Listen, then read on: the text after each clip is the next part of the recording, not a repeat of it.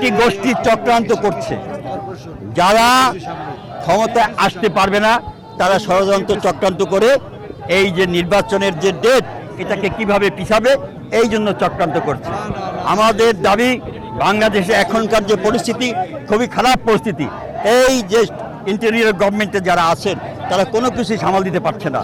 যেখানে যেখানে মব হচ্ছে, খুন হচ্ছে, গুম হচ্ছে, সেখানে তাদের কোনো রকম তারা কোনো অ্যাকশন নিচ্ছে না।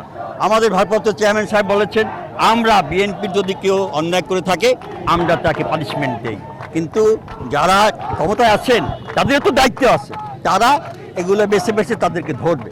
বিএনপি তো মানা করে নাই, কাজেই বিএনপির সাথে চক্রান্ত করে লাভ নাই। আমরা পায়ে পাড়া দিয়ে কোনো কারোর সাথে ঝগড়া করতে চাই না। এই জুলাই আগস্টের আন্দোলনে বিএনপি এই আন্দোলন দীর্ঘ 17 বছর যাবৎ করে আসছে এবং সেখানে এসে আজকে এখানে এই অবস্থায় এসেছে।